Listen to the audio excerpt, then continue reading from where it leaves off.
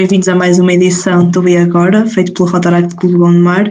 Hoje o tema é Quero Ser Freelancer e connosco temos a Sofia Rocha e Silva, que é licenciada em Design de Comunicação pela Faculdade de Belas Artes do Porto e mestre pela Escola Superior de Arte e Design de Matosinhos. Frequenta atualmente o curso de Doutoramento em Desenvolvimento, Sociedade e Territórios na Universidade de Trás-os-Montes e Alto Douro, onde investiga o potencial das indústrias criativas para o desenvolvimento dos territórios de baixa densidade. Vive em Vila Real e trabalha por conta própria desde 2015 e desde a gestão da Transa Cooperativa Cultural, a edição da IP4 Mag, ao trabalho como freelancer e à criação de uma empresa de apoio às artes do espetáculo, tem acumulado experiências diversificadas e desafiantes, sempre ligadas ao trabalho criativo. Acredita que é na criatividade que cai a aposta para os trabalhos do futuro e acredita que o trabalho em conjunto, em rede e cooperativo é a chave para crescermos por conta própria. À primeira até parece uma contradição. O segredo para vingarmos sozinhos é mesmo conhecer outras pessoas e trabalhar em grupo. Em 2020 fundou a Luz Cofia, um projeto para ajudar freelancers e outros trabalhadores por conta própria a gerirem melhor o seu trabalho. Aqui fala-se para quem trabalha em criatividade e abordam-se finanças, contabilidade, clientes, gestão do tempo, bem-estar emocional, orçamentos, segurança social e muitos outros tópicos. Em nome do Rotaract, queremos agradecer também a sua participação e o palco é seu. Obrigada Lúcia, e obrigada pelo convite a vocês. Como vocês perceberam, por qualquer coisa que aconteceu aqui nos nossos e-mails, eu não vi a informação que vocês tinham preparado sobre as áreas das pessoas que estão a participar, mas vocês tinham dito que era a maioria. Qual era a área? Nós temos áreas muito diversificadas também, deixe-me ver, mesmo entre design de comunicação, tradução, as engenharias, marketing, línguas, biologia, temos um público muito abrangente. Pronto, porque haverá algumas áreas que se predispõem mais facilmente a ser trabalhadores por conta própria do que outras, não é? Logo à partida, design de comunicação, biologia, mas espero que consigam tirar alguma coisa útil. Eu preparei uma apresentação sobre o que é ser freelancer e sobre também a parte dos impostos que vão aparecer mais no fim. Se por acaso estiverem com dificuldades em ouvir-me, peço-vos que desliguem as câmaras, porque eu não estou muito confiante com a minha internet aqui e o meu portátil já está a acusar alguma força extra, mas só no caso de começar a travar ou algo do género. Portanto, deixem-me partilhar a apresentação com vocês.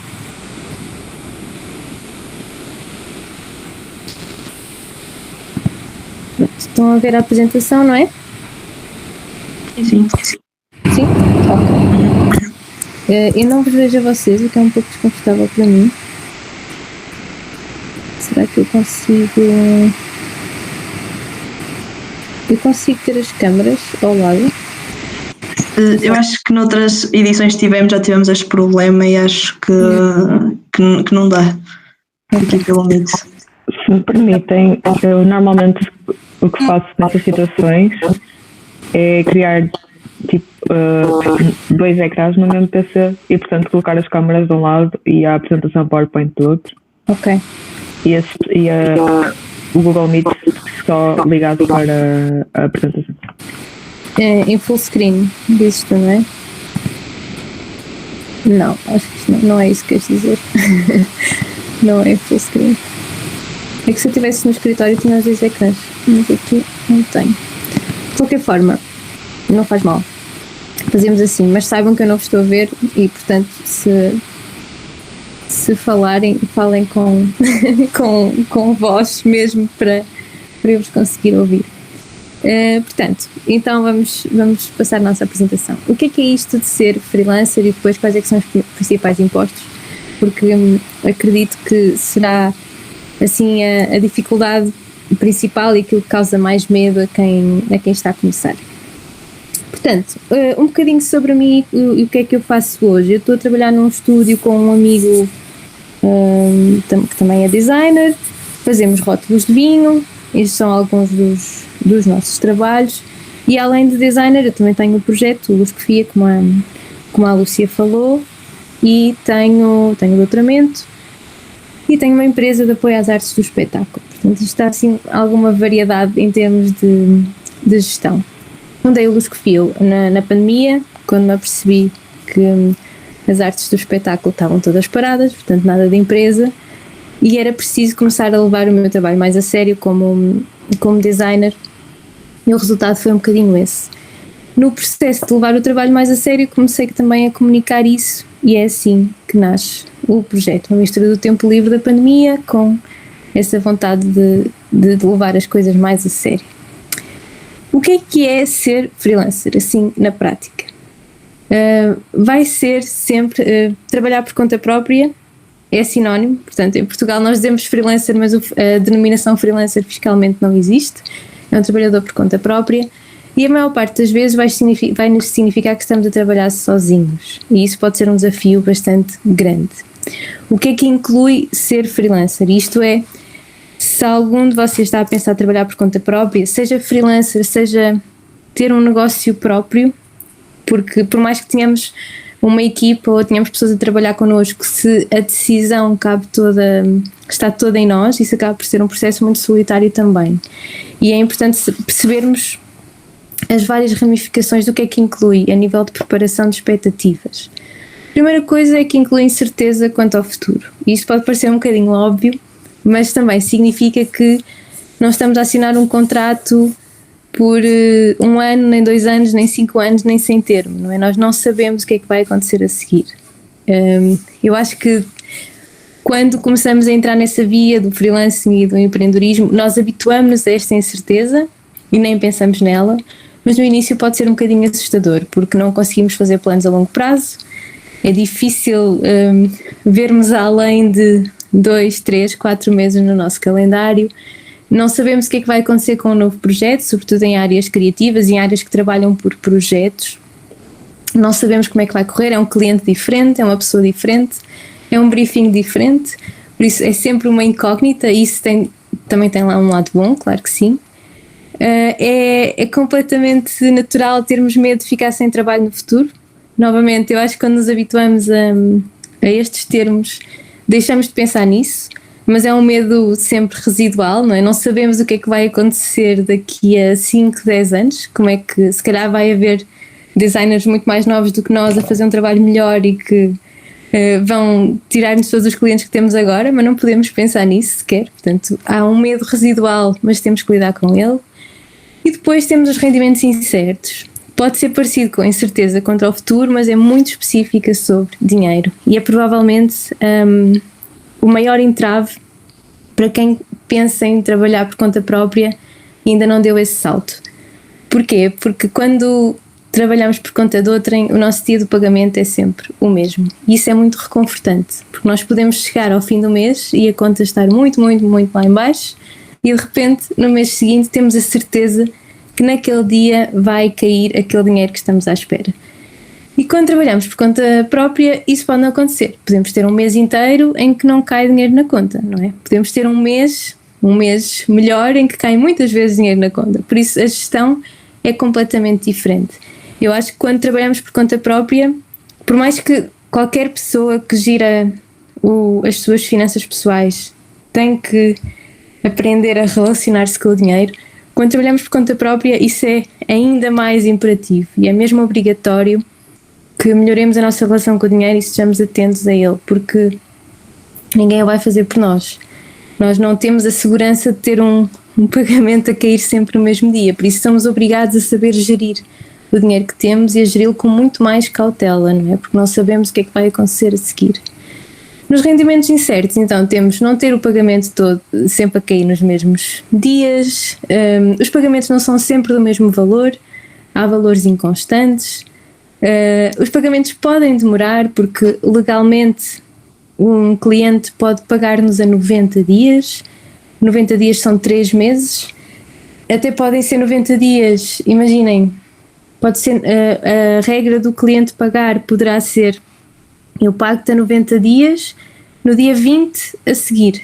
Por isso imaginem que faz 90 dias no dia 1 de março. Vocês não vão receber no dia 1, vão receber no dia 20 de março. O que significa quase 4 meses entre vocês emitirem a fatura e receberem o pagamento. E isto é como eu estava a dizer há pouco, obriga-nos a ser muito mais sérios com a gestão do nosso dinheiro, porque não temos outra hipótese, não é? O dinheiro não vai cair automaticamente. Claro que não são todos os clientes que esperam até ao dia 90, mas quando vocês trabalham com empresas maiores e que já têm uma estrutura um bocadinho diferente, a regra geral vão esperar bastante tempo até vos pagarem, porque é assim que fazem também a gestão de caixa deles. Depois, como eu falava antes daquele medo residual, não temos clientes, isto afeta também a questão dos rendimentos, porque nós nunca conseguimos ter a certeza absoluta, não é? Nós confiamos que sim e acreditamos que sim, mas há uma certa fé nisso até, porque nós não temos forma de ter a 100% a certeza de que no futuro vamos ter clientes suficientes para cobrir a despesa do nosso negócio. E quando nós somos freelancers isso pode ser simples, porque não temos propriamente despesas, não temos salários para pagar, podemos não ter rendas, trabalhamos em casa, mas quando começamos a escalar um bocadinho o negócio, isso pode tornar-se uma fonte de preocupação muito grave se não conseguimos gerir. A seguir, os resultados dependem de nós, isto novamente pode parecer muito óbvio, mas é algo que nos esquecemos. Por isso, todos os nossos avanços vão depender de nós ou de alguma decisão nossa. E isso pode ser um peso muito grande, porque significa literalmente que quando não trabalhamos, não temos rendimento. Portanto, como é que tiramos férias nessa situação, não é? Como é que gerimos o nosso tempo sabendo que se não estivermos a trabalhar não estamos a ganhar dinheiro? Como é que gerimos as nossas finanças, as finanças do nosso negócio, sabendo que há ali um espaço de tempo em que precisamos descansar, porque é saudável para o nosso negócio que tiremos esse tempo de descanso, mas que naquela altura não vai haver rendimentos, mas temos que pagar as contas na mesma. Portanto, como é que isto acontece?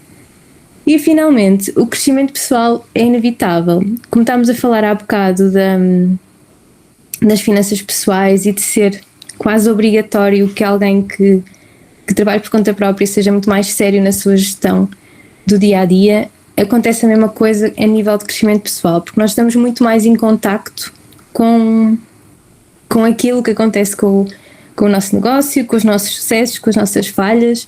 Isso é completamente inevitável.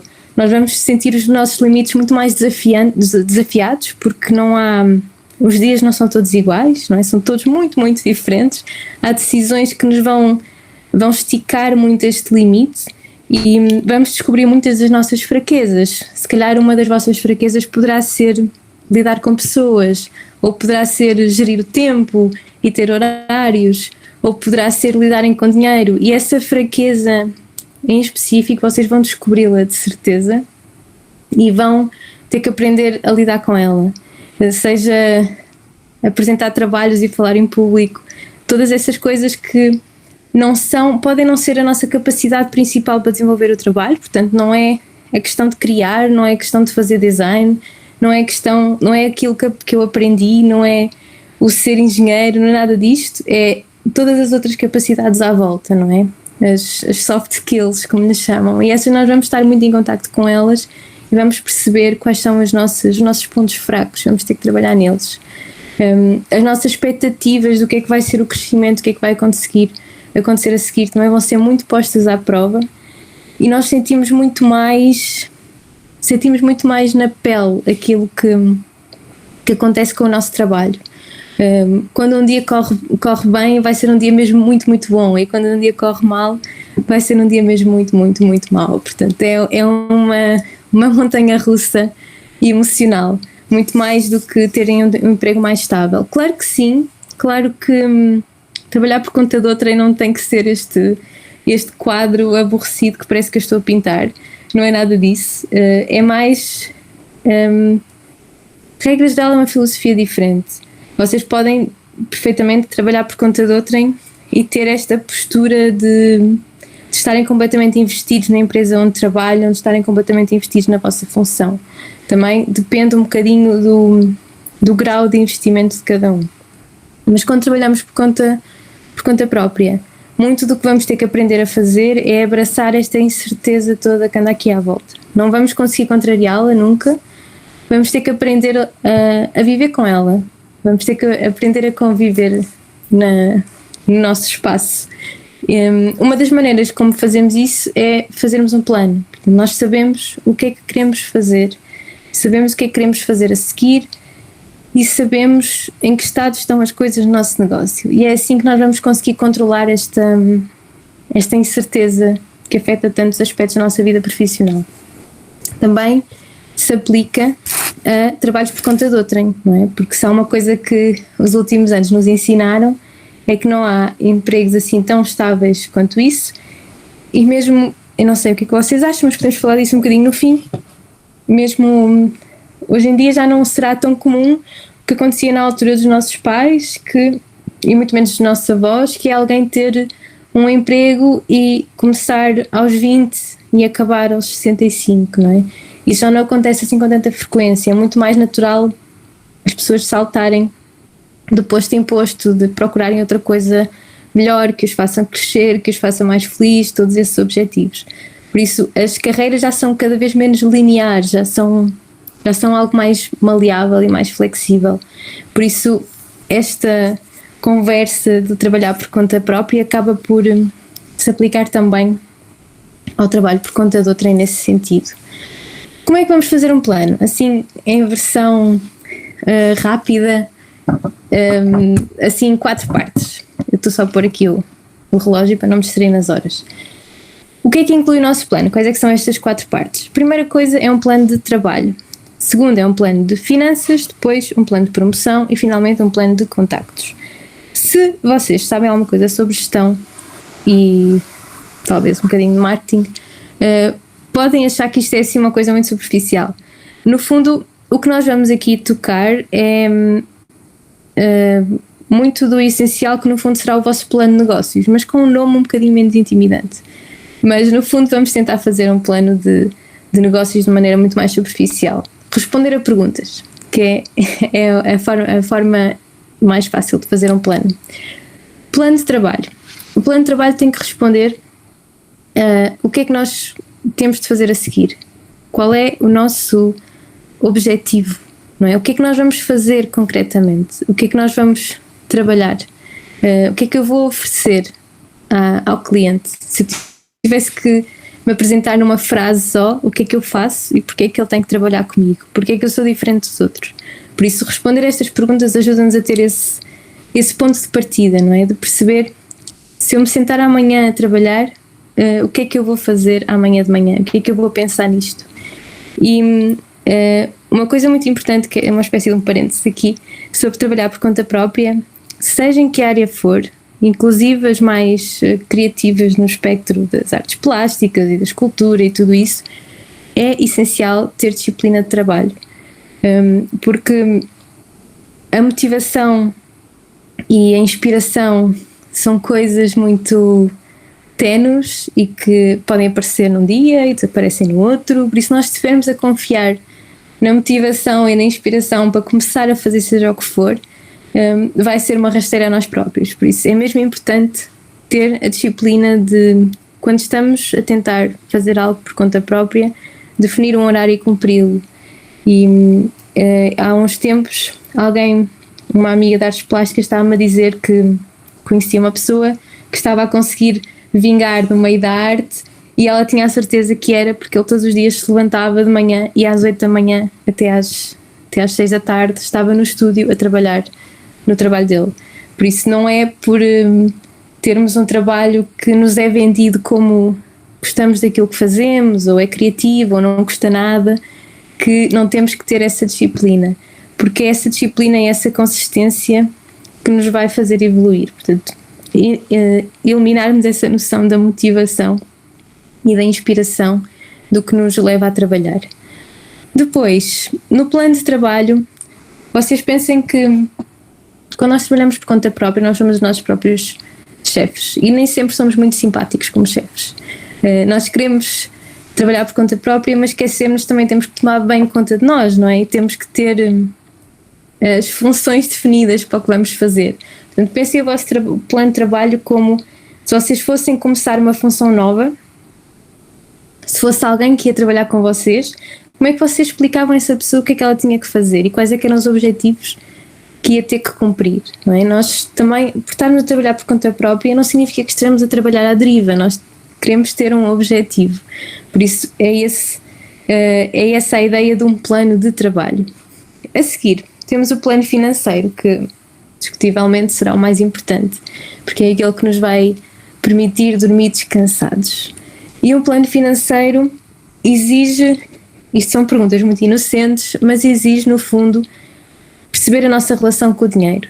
Nós ao crescermos temos uma relação com o dinheiro que nunca pensamos muito nela, não é? Se os nossos pais são mais gastadores, são mais poupados, são mais aversos ao risco, se são menos, fazem investimentos, não fazem.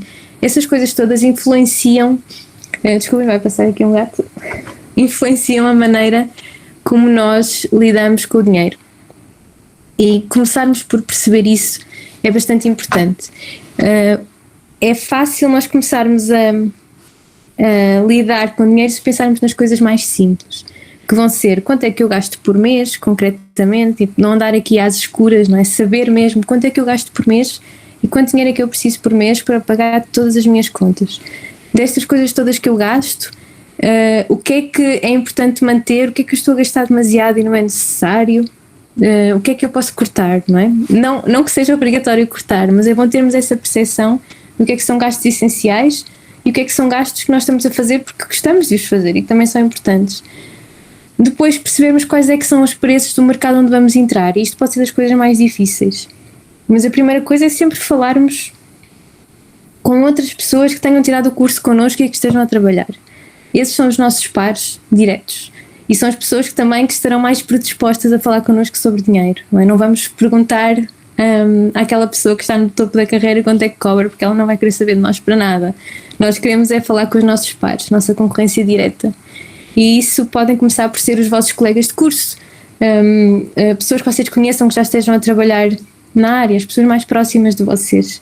Eu não sei como é que será noutras áreas, sei que na área do design e do marketing há também pesquisas participativas abertas, onde as pessoas põem lá os valores que ganham e isso faz anonimamente, e isso faz com que a comunidade tenha acesso a uma grande quantidade de valores. Eu fiz uma pesquisa participativa, vocês encontram a apresentação dessa pesquisa no YouTube, se procurarem por Ladies Wine Design Porto. Fizemos uma apresentação coletiva de resultados e a maior parte são de publicidade e marketing, por acaso, mas há vários casos desses.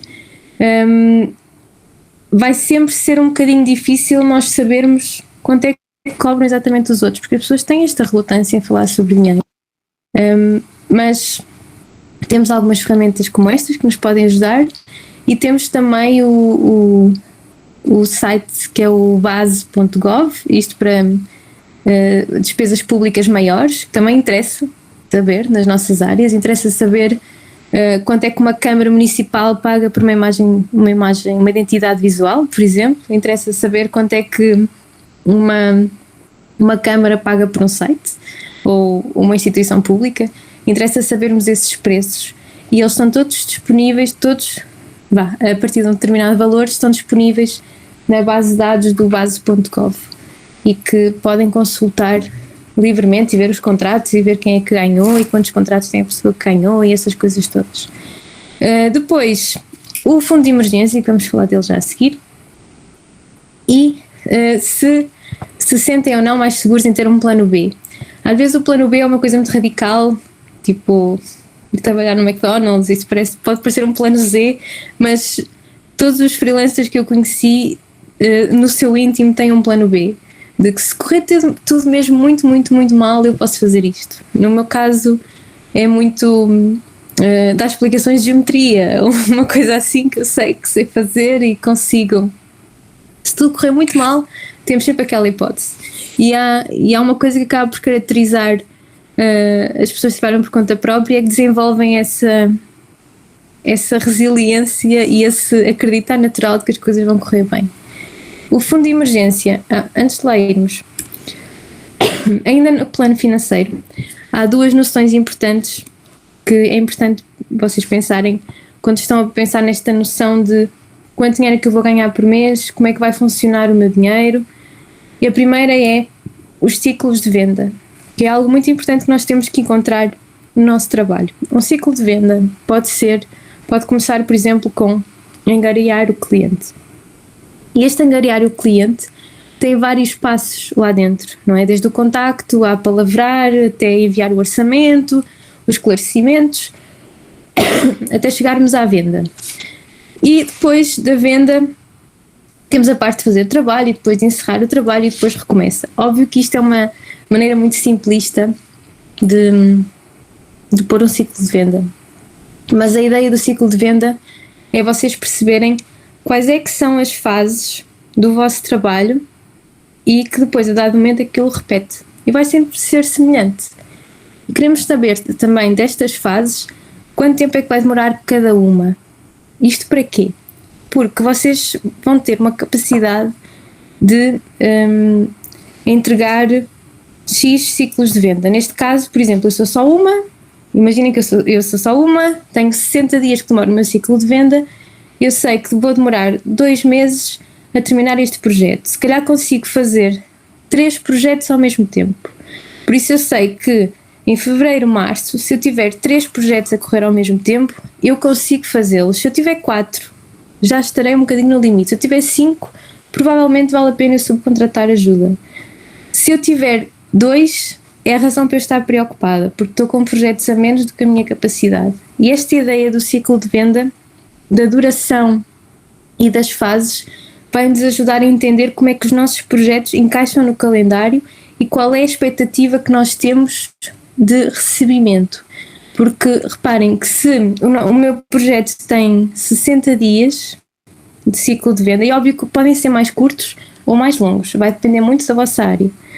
Mas se eu não partir o pagamento, significa que eu do dia 1 ao 60 não vou receber nada, depois vou faturar no dia 60 e depois vou ter que esperar 90 dias ou um bocadinho mais para receber o dinheiro. Portanto, eu não quero isso, não quero esta zona imensa de 2 mais 3 ou 4 meses, que é quase meio ano, desde o momento em que eu começo a trabalhar até que eu recebo. E é por isso que nós partimos os pagamentos. Por isso nós vamos querer uma parte do pagamento no início, não é só por isso, mas é uma das principais razões. Uma parte do pagamento no início, pelo menos, e se for 60 dias é um projeto longo, por isso uma parte a meio, ou 2 partes a meio e uma no fim. Porque nós queremos evitar, como vocês viram naquele calendário que eu mostrei, nós queremos evitar aquelas zonas secas. Nós queremos partir o máximo possível de pagamentos para conseguir controlar a gestão do nosso dinheiro ao longo do calendário. Depois, a noção 2 é vocês pensarem que, por mais irregulares que sejam os vossos meses, há uma linha que parece um anúncio da nós, mas é uma linha que vai definir qual é o vosso custo base, o tal valor por mês que vocês gastam, não é? Ou um bocadinho mais acima disso, porque é importante nos vossos gastos vocês considerarem as vossas despesas, as vossas poupanças e outros investimentos que façam. Isso é importante que estejam lá no valor base. E isto vai ser uma linha que vai atravessar os vossos rendimentos irregulares. Nestes rendimentos irregulares, vocês vão ter sempre uma parte que vai cobrir as vossas despesas e uma parte que é lucro. E vão tentar pensar como uma empresa aqui. Porquê? Por exemplo, neste gráfico, no mês de junho, nós não queremos de repente receber muito dinheiro, ir gastar o dinheiro todo e depois já não temos a seguir, não é? Porque depois chega setembro e nós não recebemos dinheiro e podíamos ter poupado um bocadinho em junho. Por isso nós vamos ter que fazer uma gestão, não mês a mês, mas vamos tentar pensá-lo de maneira mais abrangente. E vamos perceber sempre esta separação entre despesas e lucro.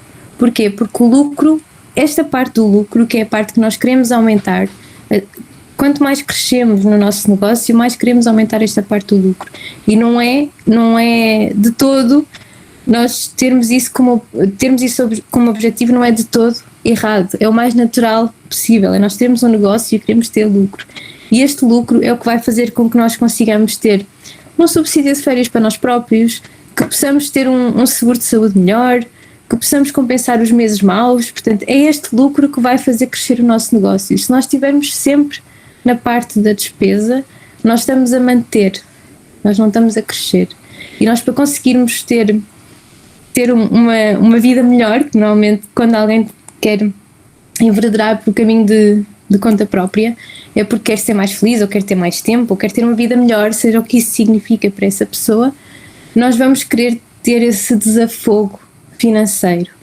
E, portanto, vem o lucro que é suposto compensar os vossos meses maus. Quando uma empresa, seja ela qual for, óbvio que não terá à partida tanta irregularidade como eu estou a mostrar aqui, mas uma empresa não fatura exatamente a mesma coisa todos os meses. Vai ter flutuações, mas todos os meses têm as mesmas despesas para pagar. Connosco vai ser a mesma coisa. Nós vamos ter que gerir as flutuações de forma a gerar lucro suficiente para nos criar segurança. E vai ser assim, a longo prazo vai ser assim que nós vamos criar a nossa segurança financeira, não é? Criando poupanças, criando almofadas financeiras que nos permitem ter mais resistência quando há clientes que mudam de sítio, ou quando há um cliente com quem nos damos mal e queremos dar-nos também essa liberdade de largar o cliente. Portanto, todas essas coisas. Este lucro também vai permitir nós termos poupanças não só nossas, que já devem estar ali incluídas nas despesas, mas poupanças do nosso negócio, seja poupanças para emergências mesmo profissionais, seja algum investimento que seja de parte e que seja mesmo do vosso negócio. E óbvio que eu estou aqui a falar em negócio, mas é sempre entre aspas, porque nós quando temos atividade aberta como trabalhador por conta própria, vamos ter atividade com o nosso NIF, portanto não temos uma empresa, não temos uma personalidade jurídica, mas isso não significa que deixemos de entender isso como um negócio. O fundo de emergência é assim a linha base do plano financeiro, que é, no mínimo deve ter 3 meses para vocês subsistirem, idealmente 6, no melhor das hipóteses 12. E o que é o fundo de emergência? Há quem lhe chame também fundo de liberdade, porque trabalham por conta de outra e eu por conta própria. Há quem lhe chame fundo de liberdade porque é aquilo que também nos permite não ter o peso do dinheiro quando tomamos decisões. Que é o quê? Vocês estão num emprego em que toda a gente vos trata mal, que vocês odeiam. Se vocês tiverem o fundo de liberdade, sabem que têm muito mais hipóteses de escolha. Não estão presos. E é por isso que também lhe chamam fundo de liberdade. Eu prefiro chamar fundo de emergência porque acho que sublinha mais a importância. Mas a ideia é que tenhamos o que é preciso se tudo corresse mal e neste momento nós parássemos de trabalhar, tendo o fundo de emergência conseguíamos viver 6 meses. Se tudo corresse mal, se tudo parasse completamente, que isso acaba por ser muito pouco provável, não é? Quando já estamos a trabalhar por conta própria, acaba por ser muito pouco provável que em 6 meses de esforços e de repetição e de procura de clientes, em 6 meses não aconteça nada. Portanto, à partida, 6 meses de poupanças vão nos dar esse desafogo mental e financeiro para conseguirmos tomar melhores decisões e não estarmos com o peso de ter que ganhar dinheiro urgentemente. Depois vamos ao plano de marketing, e o plano de marketing, que é o plano de promoção, vai nos dizer como é que nós nos vamos apresentar. Portanto, o plano financeiro era um bocadinho mais intenso, mas o plano de marketing vai ser perguntas mais fáceis de responder, não é? Que nome é que vamos usar? Vamos apresentar com o nosso nome próprio ou queremos já ter um nome que poderá vir a ser a nossa empresa um dia, quem sabe, se quisermos crescer. Se vamos precisar de um logotipo, o que é que vai fazer? Onde é que vamos ter o nosso portfólio, o nosso site? Se vamos ter cartões de visita? Se há grupos, e vocês são um dos casos, não é?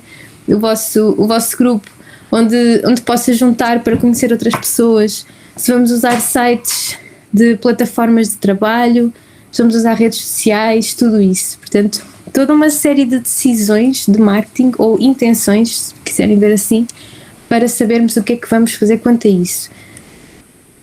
A questão do nome coletivo ou nome individual vai depender muito do nosso objetivo a longo prazo e também um bocadinho do quão queremos que o nome da empresa seja a nossa cara, não é? Não há nada de errado em chamarmos Sofia Rocha Silva Design, mas se calhar não tem muito a ver com a nossa personalidade, não é? Tem a ver, é uma decisão muito pessoal, mas não há o errado nem o certo. Regra geral, quando alguém se quer manter freelancer e já é conhecido pelo seu nome próprio, não faz sentido estar a criar outra, a não ser que queira mudar um bocadinho a percepção das pessoas, não é? Se vocês já forem conhecidos pelo vosso nome, usem o vosso nome, portanto parte do vosso marketing já está feito. Criar um site é imprescindível, mesmo que todas as redes sociais que vocês tenham, nenhuma substitui um site, porque o site é a nossa casa. Nós podemos ter todas as casas de férias que quisermos, que são as redes sociais, mas o site é a nossa casa a sério, é a nossa base, é onde as pessoas chegam para nos visitarem só a nós e onde nós temos controle total da informação que elas veem e da maneira como nós nos apresentamos. O conteúdo é nosso. Nas redes sociais, se o Instagram desaparece do dia para a noite, o que temos lá nada é nosso, portanto é muito, muito importante termos um site, nem que não seja porque quando as pessoas estão a ver o nosso site estão 100% concentradas no nosso site, não é? Não têm um feed, não têm links para outros sítios onde nós não queremos que elas vão. Então o site é muito importante, é a morada, é o ponto de chegada. Redes sociais, o meu conselho é que escolham de 1 a 3, e se há aqui pessoas de marketing vão perceber que isto é assim uma espécie de ABC de redes sociais, portanto de 1 a 3, que façam um plano, portanto não se atirem de cabeça sem saber o que é que querem tirar de lá, não é? Porque é que estão naquela rede, se é pelas razões certas, se o vosso público está lá, porque lembrem-se sempre, por exemplo, o caso dos designers é muito óbvio, que é, nós temos um Instagram para pôr o nosso portfólio, mas quem segue portfólios no Instagram não são os clientes, são outros designers, portanto a probabilidade de nós conseguirmos clientes a partir do Instagram não é assim tanta se nós só partilharmos portfólio, não é? Se vocês querem ter clientes através do Instagram para um trabalho de design, se calhar têm que criar conteúdo que mostre aos clientes que eles precisam de um designer, não só chapar lá trabalhos de portfólio. Porque pensem sempre que a pessoa que está a ver o vosso conteúdo nas redes sociais, ao contrário de alguém que vos encontre no Google ou que está no vosso site e que já sabe que precisa daquele serviço, a pessoa que se cruza com vocês nas redes sociais ainda não sabe sequer que precisa do vosso serviço, quanto mais que precisa de vos contratar a vocês. Por isso há todo um trabalho de explicar porque é que este serviço é importante e porque é que tens que saber isto, que é preciso fazer nas redes sociais, e isso não pode ser descurado se vocês quiserem ter este tipo de crescimento. Se a ideia for só manter e ter ali um sítio que é atualizado de vez em quando, nada de errado com isso. Usar o agendamento, mesmo que às vezes possa ter uma pequena quebra no alcance. A ferramenta de agendamento do Facebook é muito boa, que permite agendar para o Facebook e para o Instagram, que é o Facebook Creator Studio, e por isso usem o agendamento, porque mais vale publicar um post que vocês criam do que simplesmente não publicar por causa de terem que estar no momento.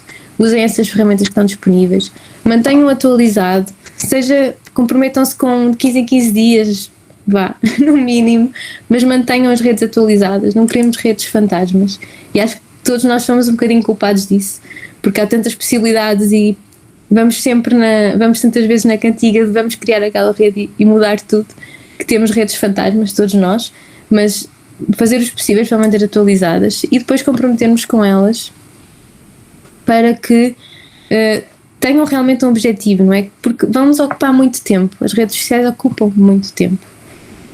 Preparar um post de redes sociais ocupa muito tempo, e por isso que não seja tempo desperdiçado, que tenha mesmo alguma intenção por trás. Finalmente, é termos esta noção de que as redes sociais não é um ciclo de vendas rápido. Eu não sei se vocês estão a ouvir os meus gatos a correr, mas pronto. Não é um ciclo de vendas rápido, nós não vamos fazer uma página de Instagram e de repente temos muitos clientes a virem. Não vai ser assim que vai acontecer, é uma coisa a longo prazo. Se vocês tencionam criar uma audiência para depois vender a audiência, é um processo lento.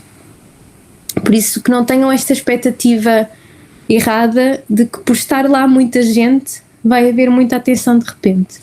Não há nada de errado em nós escolhermos este caminho das redes sociais, mas é importante termos essa expectativa afinada. Cartões de visita e outros materiais acabam por ainda ser importantes, e eu sei que é uma opinião um pouco impopular, mas acho que é muito comum sentirmos falta de ter um contacto físico para dar à pessoa um cartão, alguma coisa onde possamos escrever. Portanto, há sempre essa hipótese de fazerem. Também há sites de gráficas online que fazem isso mesmo muito barato. Finalmente, um plano de contactos. O plano de contactos é nós percebermos quem é que nos pode ajudar na nossa demanda de ser freelancer. Porque por mais que ser freelancer signifique trabalhar sozinho, muitas vezes nós não vamos estar isolados do mundo, não somos ilhas. Nós estarmos a trabalhar sozinhos vai significar obrigatoriamente, quanto mais sociais formos e quanto mais nos ligarmos a outras pessoas que estão à nossa volta, mais fácil vai ser. Não só no nosso processo interior, que vamos ter com quem partilhar as dúvidas existenciais, mas também na parte, e sobretudo na parte de encontrar clientes e recomendações e tudo isso.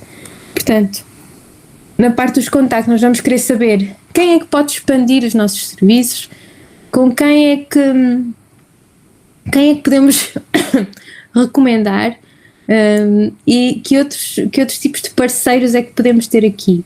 Portanto, quem é que pode expandir os nossos serviços? Serão pessoas que prestam serviços associados aos nossos ou adjacentes aos nossos? Um exemplo disso, alguém que fotografa casamentos. É muito boa ideia ter um contacto de alguém que também filme casamentos, porque quando essa pessoa vai fotografar, pode chamar a outra para filmar e vice-versa. Portanto, de repente cria-se aí um mini ecossistema dentro do mesmo negócio e que faz todo sentido e que é bom para as duas partes. Portanto, elas não têm o mesmo tipo de trabalho e complementam-se. Também queremos conhecer pessoas que tenham serviços iguais aos nossos. Não só para recomendarmos quando temos pouco tempo e queremos que o cliente fique satisfeito e recomendamos alguém. Isso é uma prática ótima para estabelecer redes. Mas também porque quando temos muito trabalho, há outras pessoas que nós podemos subcontratar e em quem confiamos o trabalho e com quem podemos fazer essa direção. Em vez de estarmos nós a fazer o trabalho, estamos a fazer a gestão do projeto, estamos a fazer a direção do projeto e a subcontratar uma pessoa. E eventualmente é nesse sistema de procurar serviços iguais, serviços adjacentes, que vamos construir uma futura equipa. E de repente já não somos só um, somos 2 ou 3 ou 4. Portanto, isto um bocadinho a longo prazo. Também queremos saber, além destes prestadores de serviços, que outros negócios é que estão à nossa volta e que nos podem ajudar a construir o nosso. Ou seja, pessoas que sejam nossos mentores. No caso dos designers, as gráficas são muito importantes. Gráficos com quem podemos trabalhar e que nos podem recomendar. Contabilistas, todo tipo de serviços e empresas que ajudam o nosso negócio a ser melhor, ajudam o nosso serviço a ser melhor prestado, não é? Todos estes parceiros. E vamos querer manter o contacto com essas pessoas a longo prazo e vamos querer alimentá-lo a longo prazo. Estes contactos vão fazer toda a diferença na maneira como nós começamos a trabalhar também e como nós nos apresentamos, e vai ser a partir deles também que vamos começar a chegar a outras pessoas. Acaba por ser uma reação em cadeia sempre. Finalmente, o plano tinha 4 partes, mas finalmente temos aqui uma quinta, que é o para quê. O financeiro é o mais importante, claro, mas este acaba por ser importante noutro sentido, porque nós vamos ter este esforço todo e vai ser muito mais difícil estar por conta própria do que estar por conta de outra. Não duvidem disso, o esforço é muito maior. Por isso, porquê é que estamos a fazer isto? Qual é o vosso objetivo? Querem ganhar mais dinheiro? Querem ter mais tempo para quando tiverem a vossa família? Querem viver noutro sítio? Querem ter essa liberdade de movimentos? Por isso, qual é a razão para vocês estarem a fazer isto? A ter este esforço, a seguirem pelo caminho mais difícil? Também pode ser porque não têm alternativa, ou não veem alternativa neste momento, mas entendam qual é esta razão de estarem aqui.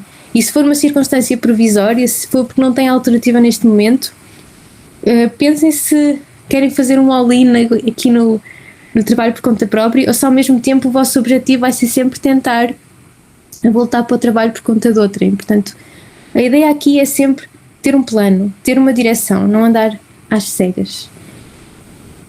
A última parte da minha apresentação para vocês tem a ver com impostos, e depois vamos ter meia hora a dúvidas que eu espero que consigam encher. É sempre bom sinal quando há dúvidas. Principais impostos de trabalhador independente. Primeira coisa a saber é que, antes de lá irmos, em Portugal existem 2 tipos de, não lhe quero chamar registro, mas bem, nós como trabalhador independente temos atividade individual, ou seja, temos atividade com o nosso próprio NIF, somos trabalhadores independentes ou empresários em nome individual. Isso para as finanças vai ser a mesma coisa. Não somos empresa, por isso não somos uma entidade à parte, com a sua própria personalidade jurídica, com os seus próprios bens, com a sua própria casa, se quiserem pensar assim. Nós somos nós, pessoa, e que por acaso temos atividade económica também. E quando somos trabalhadores independentes, por defeito vamos ser encaixados no regime simplificado. Em Portugal existem 2 regimes contabilísticos, o regime simplificado e o regime de contabilidade organizada. O regime de contabilidade organizada é aquele que é aplicado por defeito às empresas. É obrigatório para as empresas. Eu disse por defeito, mas não, é mesmo obrigatório para as empresas. O regime simplificado é aplicado aos trabalhadores independentes. Um trabalhador independente tem a escolha de ir para a contabilidade organizada, mas não é de todo comum que isso aconteça. Qual é a principal diferença? Primeira coisa é logo que a contabilidade organizada obriga a terem um contabilista e obriga a terem um software de faturação. O regime simplificado não obriga a isso. A principal diferença em termos de contabilidade é que na contabilidade organizada vocês têm, o vosso lucro vai ser calculado ao cêntimo, ou seja, vai ser a vossa faturação, os vossos gastos e vai dar depois no fim o vosso lucro. É uma conta personalizada para vocês e a vossa taxa de impostos vai ser aplicada sobre o lucro, portanto, sobre o valor dessa conta. No regime simplificado não há esta conta personalizada, é aplicada uma percentagem default que é igual para toda a gente, em que tanto as finanças como a segurança social vão dizer esta parte é lucro e esta parte é despesa e vai ser igual para toda a gente, porque acaba por ser um regime mais simples, daí o nome simplificado. Por isso, esta ideia é importante porque nós aqui vamos falar do regime simplificado, ok? Portanto, isto é o que eu já disse, freelancer em Portugal significa em registro de trabalhador independente ou empresário em nome individual, não vamos entrar aqui na diferença entre os dois, mas são trabalhadores singulares, têm atividade aberta em nome próprio, é o vosso NIF na mesma. Principais impostos vão ser a Segurança Social, o IRS e o IVA. Portanto, não é como nas empresas em que nós temos o IRC, que é das pessoas coletivas. Nós vamos continuar a pagar IRS como já pagámos até agora como pessoas singulares. Segurança Social. A taxa de segurança social para trabalhadores independentes e empresários em nome individual é 21,4 ou 25,2. Mas esta taxa, como eu estava a falar há bocado do regime simplificado, ela não vai ser aplicada diretamente sobre o que vocês ganham. Ela vai ser aplicada sobre o que a Segurança Social se chama de rendimento relevante. E eu sei que é um bocado difícil ter aqui os impostos todos assim em tão pouco tempo, mas estou a tentar resumir o mais possível. Porque a Segurança Social vai entender, como estávamos a falar há bocado, do regime simplificado, e por isso é que é tão importante, eles vão entender que uma parte do que vocês faturaram é lucro e outra parte é despesa. Porque à partida todos os negócios terão despesas para funcionar. Os serviços terão menos despesas associadas, os produtos, por causa da matéria-prima, da produção, tudo isso, terão mais despesas. Por isso vem aqui esta lógica. Ou seja, a nossa taxa de segurança social não vai ser aplicada sobre, imaginem aqui neste exemplo, ganhamos 3.000 euros em serviços e 3.000 euros em produtos. Nossa taxa não vai ser aplicada sobre os 3.000. A Segurança Social vai considerar 70% dos serviços, dos 3.000, que vão ser 2.100 euros. E vai considerar 20% dos produtos, dos 3.000 euros em produtos, que vão ser 600 euros. Portanto, é o mesmo valor em ambos os casos e eles consideram uma parte diferente. E depois somam isto e vai dar o nosso conceito de rendimento relevante. E é sobre esta taxa que vai ser então aplicada a nossa percentagem de segurança social. Por isso, quando vocês veem lá 21,4 ou 25,2, não é essa taxa diretamente, não significa que são 200 euros em 100, é menos do que isso, vai acabar por ser 14,98, uma coisa assim. Porque é 21,4 de 70%, não de 100, ok? Não temos muito tempo para aprofundar aqui muito, mas até porque por alguma razão este tipo de coisas acabam por ser mais úteis quando é em cursos mais extensos, e eu tirei estes slides de um curso mais extenso que eu estou a preparar para lançar em maio, só sobre contabilidade e sobre estas coisas. Portanto, na Segurança Social, a nossa contribuição mensal, eles vão aplicar a taxa ao nosso rendimento relevante e depois vão dividir por 3, porque a nossa contribuição mensal vai ser paga ao longo de 3 meses e mensalmente vamos pagar sempre o mesmo valor. A taxa vai acabar por ser muito parecida com os trabalhadores por conta de outrem, só que nós vamos sentir isso muito mais na pele, porque vamos sentir o dinheiro a sair inteiro todos os meses da conta, enquanto no trabalhador por conta de outrem sai uma parte do salário que não chega à conta e sai uma parte a partir da empresa, não é? Por isso essa parte o trabalhador nem pensa. Mas no nosso caso, como trabalhadores independentes, nós vamos sentir isso, as duas partes, não é? Vamos sentir a parte empresa e a parte pessoal. Na Segurança Social há um documento muito importante que é preciso entregar, que é o Comunica os nossos rendimentos, que é a declaração trimestral, que vocês também já devem ter ouvido falar, mas eu deixo um bocado esta parte dos impostos para, se vocês tiverem dúvidas específicas, de focarmos aí, que acho que será mais útil. E depois também tem a gravação se quiserem rever. Os prazos da declaração trimestral, e a ideia que eu vos quero passar é que, tal como um trabalhador por conta de outrem, nós vamos pagar uma contribuição mensal de segurança social. O cálculo dessa contribuição é que, ao contrário de um trabalhador por conta de outrem, que é sempre igual, estável durante todo o ano, durante 2 anos, 3 anos, 4 anos, seja o que for, que se mantiver o salário, o nosso cálculo vai ser atualizado de 3 em 3 meses, que no fundo acaba por responder mais à nossa flutuação de rendimentos. E de 3 em 3 meses vai ser definido um valor que nós vamos pagar. Portanto, define-se um valor, nós pagamos 3 meses. Define-se outro valor, nós pagamos 3 meses. Mas é uma contribuição mensal na mesma, está bem? Até ao dia 20 de cada mês. O IRS. O que eu vos quero falar é de retenções de IRS. A retenção de IRS é um adiantamento. Tal como acontece nos trabalhadores por conta de outrem, outra vez, que uma parte do salário é retido pelo patrão, pela empresa onde ele trabalha, e é entregue ao Estado em nome dele, e vai assim contribuindo para o IRS ao longo do ano. Os trabalhadores independentes fazem isso com a retenção de IRS em cada recibo.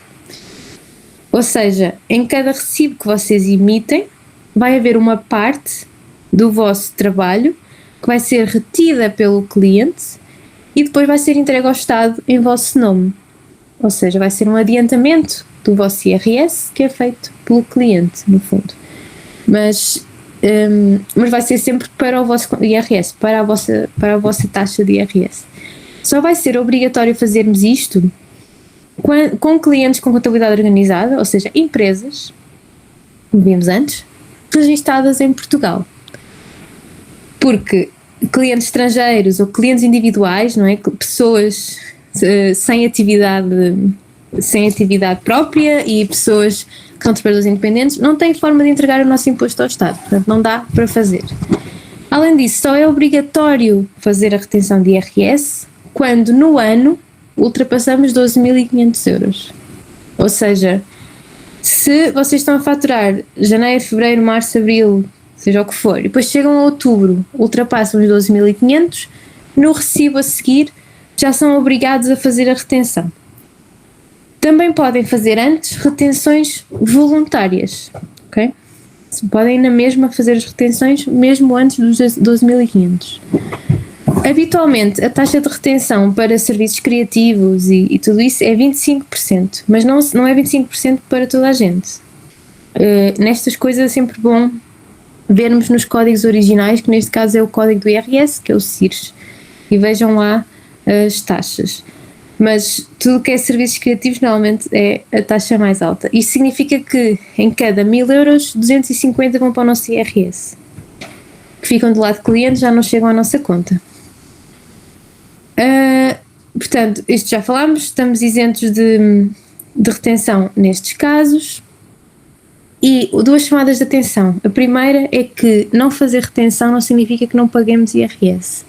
Mesmo que seja abaixo dos 12.500, não significa que não paguemos IRS. Significa só que não estamos a adiantar para o IRS. Por isso, se houver alguma coisa a pagar, na altura dele, vamos pagar na mesma. Está bem? A dispensa de retenção não é isenção de IRS. E outra coisa é que ninguém recebe IRS. Só é devolvido o que foi pago a mais. O que significa, se vocês fizerem retenções e houver retenções a mais, elas vão voltar. Por isso não há esta ideia de estar a reter demasiado, está bem? Elas vão voltar se depois for dinheiro a mais para o vosso imposto. Se for dinheiro a menos, vocês vão chegar à altura do IRS e vão pagar IRS. Uma coisa que eu não disse sobre a Segurança Social. A Segurança Social também tem uma isenção, mas é unicamente para quem trabalha, abre atividade pela primeira vez. Pela primeira vez que vocês abrem atividade, têm direito a uma isenção de Segurança Social de 12 meses. E que podem usufruir desses 12 meses seguidos ou não. Se fecharem atividade, esses 12 meses ficam suspensos. E quando abrirem, voltam a ter isenção. Tá bem? Mas é só para os primeiros 12 meses. Depois disso, mesmo que não faturem nada, mesmo que ganhem 0 euros num mês, num trimestre, vocês vão ter que pagar a taxa mínima mensal, que são 20 euros de Segurança Social. É a taxa mínima, é o valor mínimo sempre. Também é o valor máximo, mas o valor máximo não sei de cor, porque é muito alto. Finalmente, temos o IVA. Temos aqui a nossa tríade dos impostos. Como é que funciona o IVA? A lógica do IVA é que nós acrescentemos ao preço final quando estamos a apresentar ao cliente. Não é que seja sempre assim, mas quando falamos de serviços, normalmente é assim que é apresentado aos clientes, sobretudo às empresas. Porquê?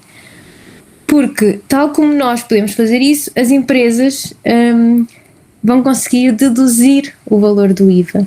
Quando uma empresa nos paga 1.000 euros mais IVA, que são 230 euros de IVA, ela vai nos pagar 1.230 e depois vai dizer ao Estado que nos pagou 1.000 mais 230 de IVA e esses 230 de imposto vão ser subtraídos ao imposto que ela teria que pagar ao Estado do IVA. Portanto, esta operação do IVA nas empresas acaba por não ter muito impacto quando o nosso preço é mais IVA, porque a empresa vai sempre deduzir.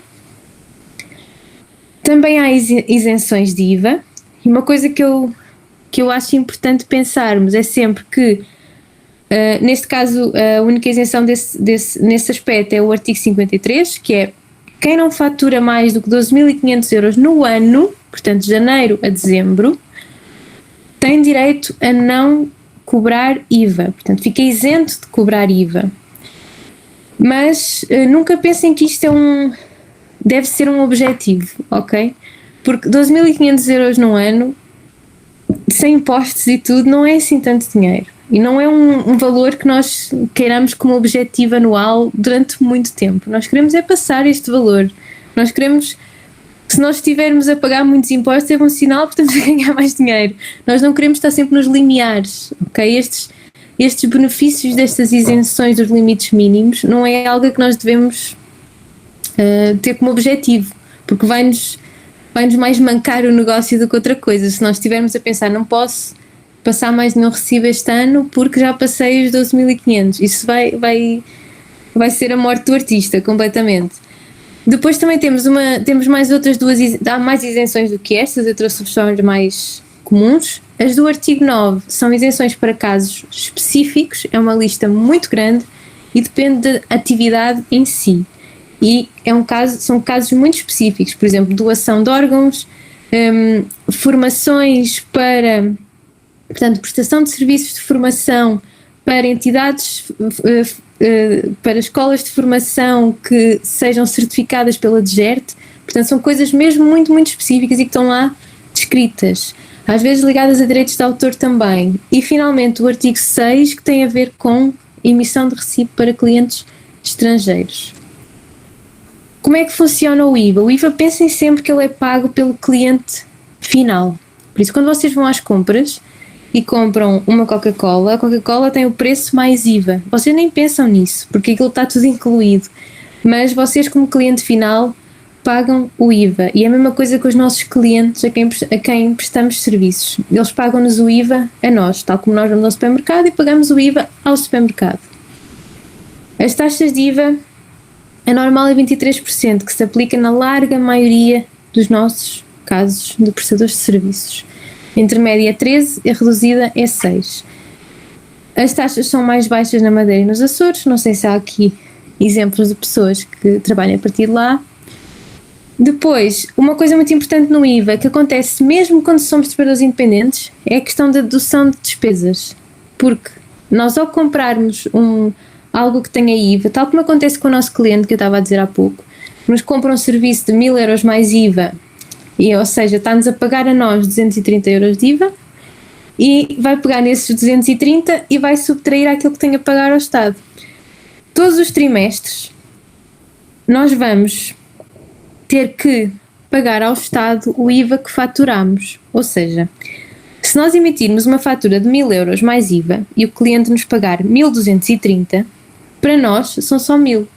230 é IVA e esse IVA vai para o Estado diretamente. Ou seja, não é dinheiro que nós podemos gastar. O cliente paga-nos a nós pagamos ao Estado. Okay? Nós nunca podemos gastar este dinheiro. Mas quando nós temos despesas onde já pagámos IVA, por exemplo, se comprarmos um computador que tem 300 euros de IVA, como está ali no exemplo, e se na nossa faturação nós tínhamos 500 euros de IVA, quando nós formos fazer a declaração, vamos pôr lá que nós faturamos 500 euros de IVA, mas pagamos, na nossa despesa profissional, 300 euros de IVA. Ou seja, nós só devemos ao Estado 200 euros de IVA. Portanto, isto vai deduzir diretamente. Mesmo como trabalhador independente, nós podemos fazer esta dedução. Temos é que estar em regime de IVA. Portanto, se nós estivermos isentos de IVA, se estivermos no artigo 53, por exemplo, menos do que 12.500, não vai dar para fazermos isto. Está bem? Nós temos que estar a cobrar IVA aos nossos clientes, senão não dá para deduzir despesas. Também uma coisa tem a ver com a outra. Portanto, eu sei que esta parte dos impostos foi assim um bocado mais intensa. Por isso, se quiserem falar mais dessa parte agora, podemos se calhar deixar as dúvidas para isso. E vocês também me dizem se têm algum... Eu vou parar de apresentar, está bem? Para vos ver.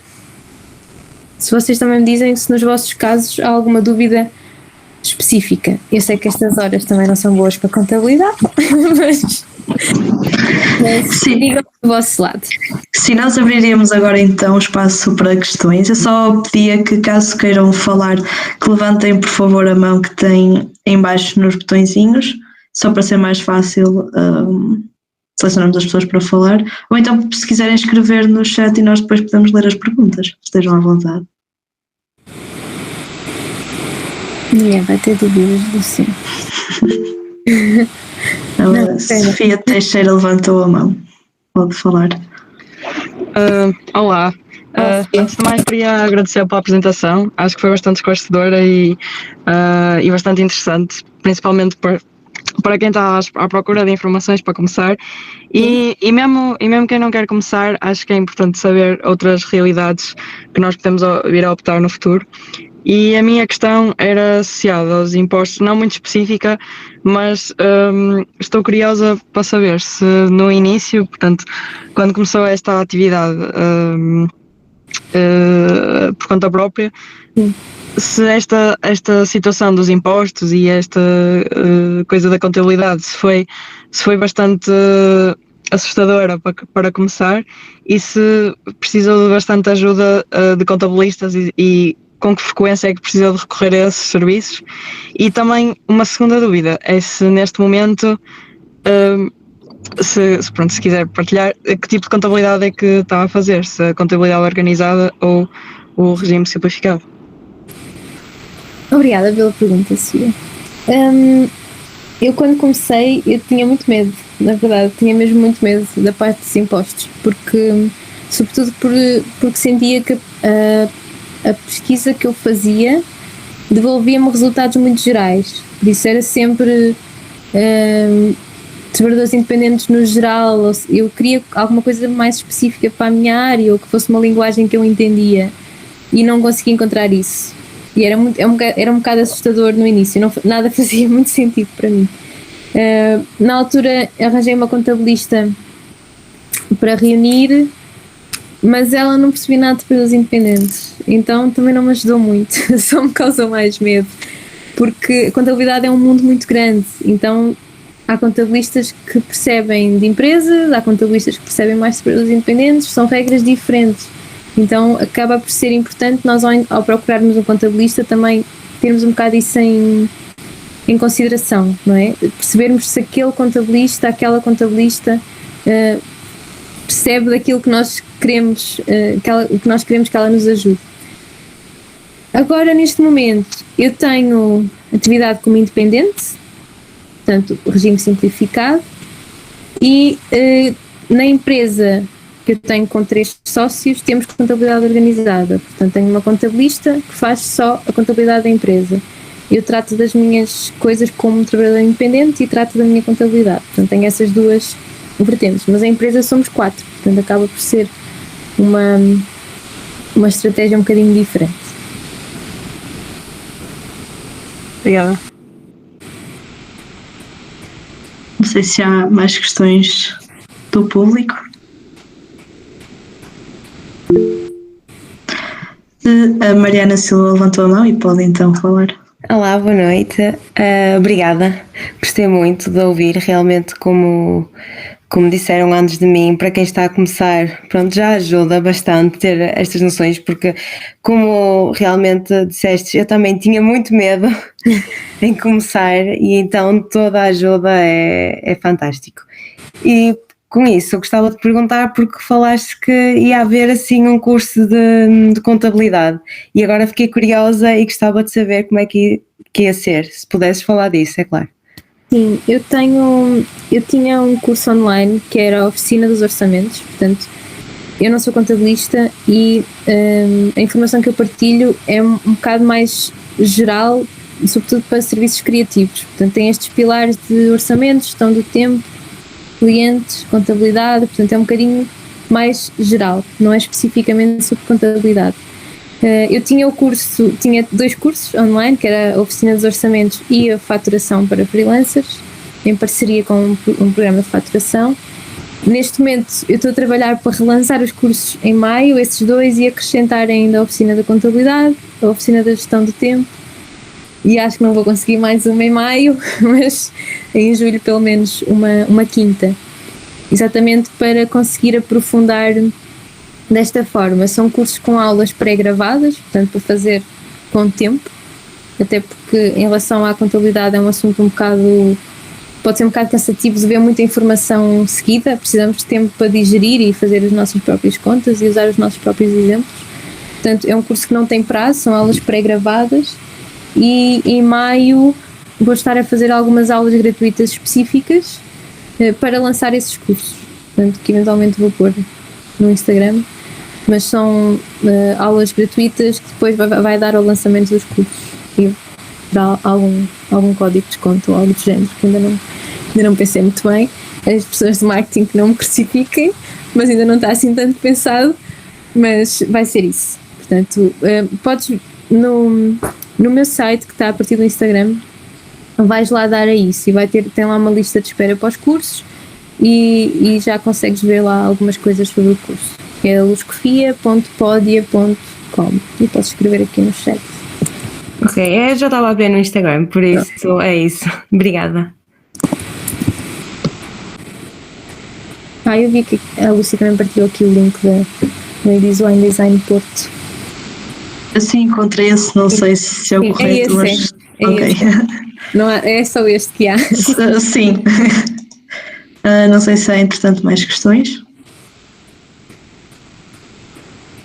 Só também temos...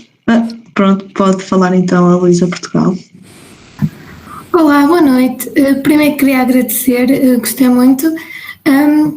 Eu também estou a estudar Design de Comunicação e então a minha questão era como é que foi essa transição de trabalho criativo para agora uma perspectiva mais de formação e também o que é que achas que fez falta na tua formação, nomeadamente na faculdade, que agora achas essencial? Obrigada. Eu continuo a trabalhar como designer mesmo, eu acho que até estou a trabalhar mais agora do que trabalhava antes, o que é ótimo, porque é mesmo o que eu gosto de fazer.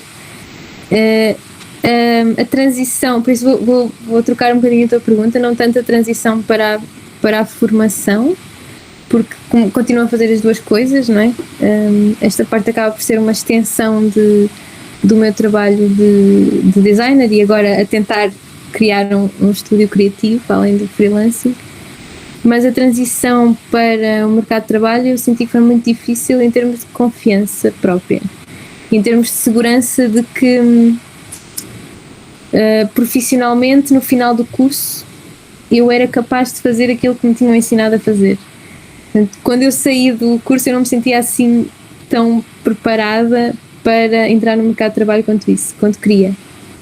E esse para mim foi o maior desafio, foi eu acabar por fazer as pazes com isso e trabalhar muito mais na minha confiança como designer, percebes?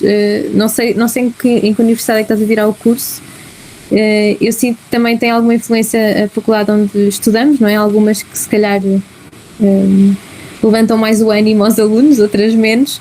E no meu caso, a minha autoconfiança no trabalho estava bastante destruída, portanto foi um processo muito, muito lento. Daí que também acabei por entrar na área da cultura e fiz outras coisas, porque fiquei com uma relação um bocado complicada com o design, mas entretanto já passou. Exatamente, então é a mesma. Exato. E eu acho que no curso nas Belas Artes é um curso bastante duro, em muitos aspectos.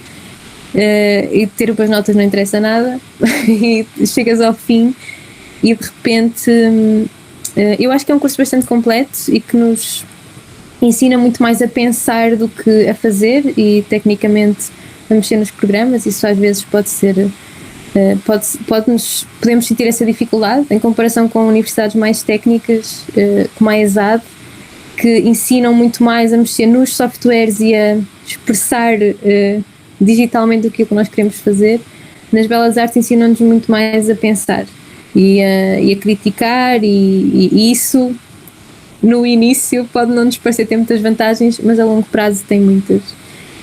Portanto, eu acredito que na altura eu sentia muita falta de formação em termos de gestão e orçamentos. Lembro-me na faculdade ter sentido imenso isso e de sentir muito pouco preparada para o mercado de trabalho por causa disso. Portanto, eu tive gestão em design, mas não foi suficiente. Sentia mesmo muita falta que alguém me falasse sobre preços, sobre orçamentos, não tanto sobre a parte dos impostos, porque é muito mais, está sempre a mudar, pode haver coisas diferentes, mas que tivesse conversas mais completas sobre dinheiro.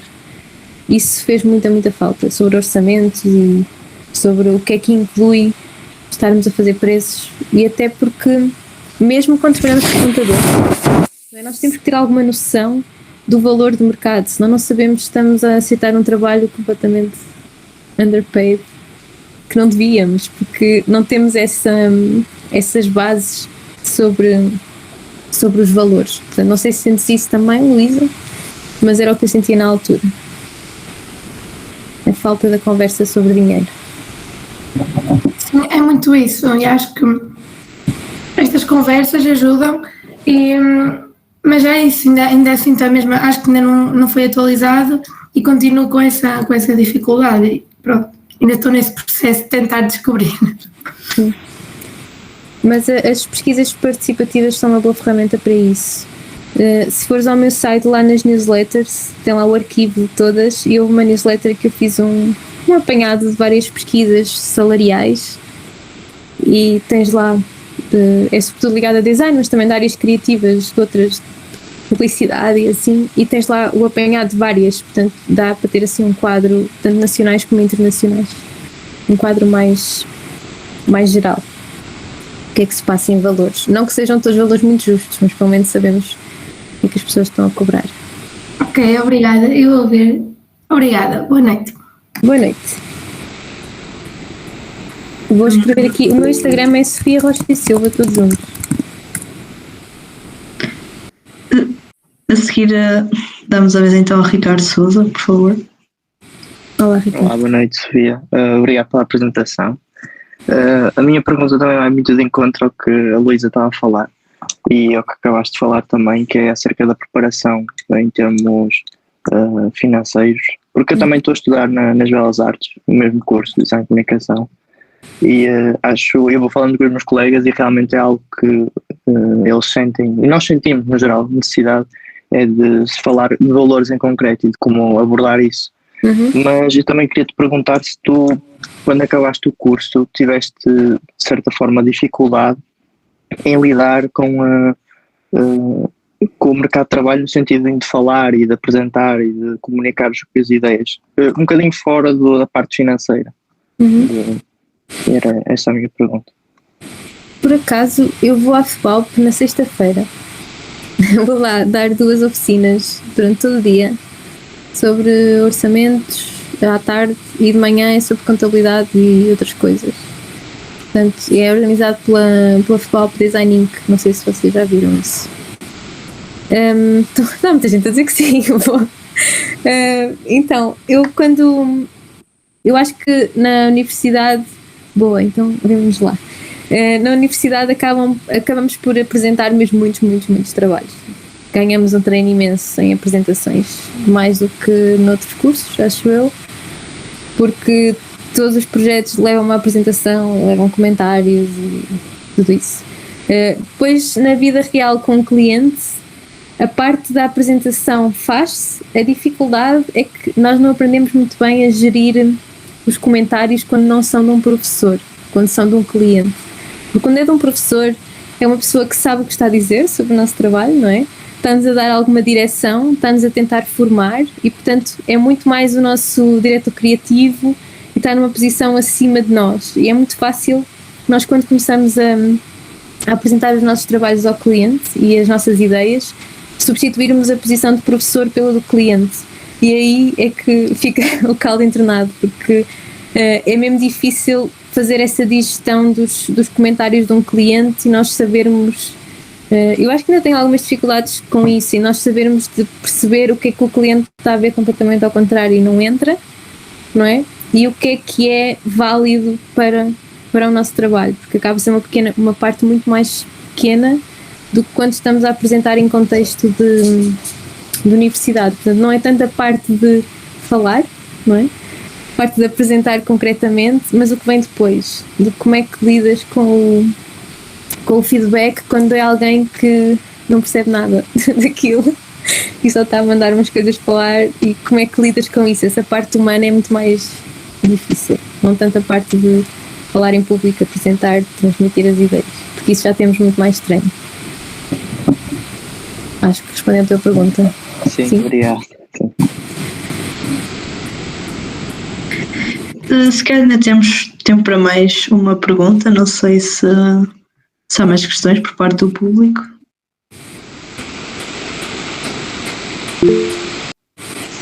Se passarmos então a palavra à Laura.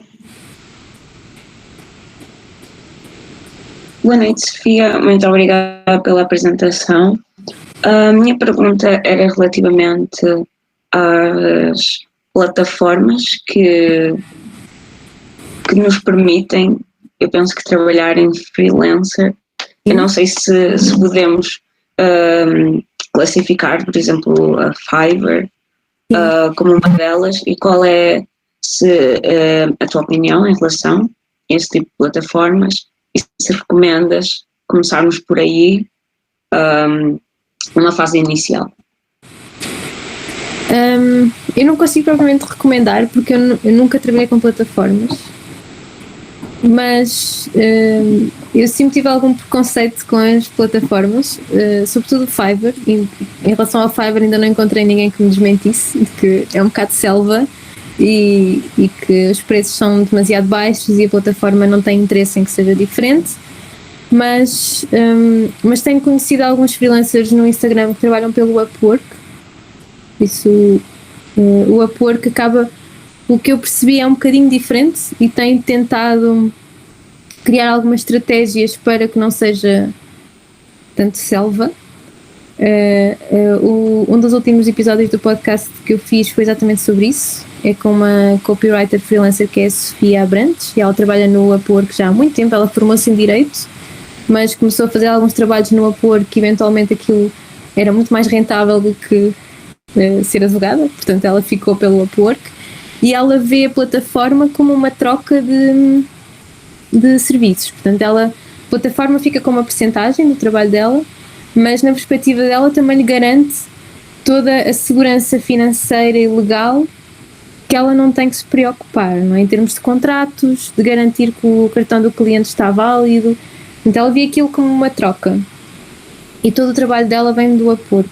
Portanto, o que eu acho é que trabalhar em plataformas ou trabalhar em termos de recomendações ou no circuito mais tradicional, não é? No portfólio e de chegar a outros clientes de outra forma, é um jogo muito diferente. Trabalhar numa plataforma é como, acaba por ser muito equiparado a uma rede social. Tem muito mais a ver com consistência, estares lá todos os dias, aceitares alguns trabalhos no início, se calhar menos bem pagos, para conseguir subir no ranking, teres melhores comentários, para depois ser-te sugerido melhores trabalhos. Portanto, é um trabalho muito mais de algoritmo do que propriamente de relações pessoais, mas é um jogo igualmente válido, não é? Só que é diferente, e acho que esse ajuste de expectativas é que é importante. Acho que vale sempre a pena testar, não é? E também se chegares lá e perceberes que não é para ti estar a apostar tanto naquela plataforma, ou não estás a encontrar clientes que te interessem, ou assim, também saltas fora. Eu também tenho um amigo que é engenheiro de som, e ele, assim que acabou o curso no ESMAI, começou a trabalhar no Upwork, e ele facilmente conseguiu subir de ranking para top rated não sei quê, porque encontrava alguns clientes lá de edição de podcasts e assim, e então foi fácil para ele subir no ranking. Ele também só queria ganhar alguma experiência, ter alguma experiência no mercado de trabalho real, não é? Fazer trabalhos reais, e aquilo serviu para cumprir aquele objetivo que ele tinha. É mais esses ajustes de expectativas. Eu não consigo recomendar para 100%, porque eu nunca trabalhei dessa forma, mas o Fiverr não consigo recomendar de todo.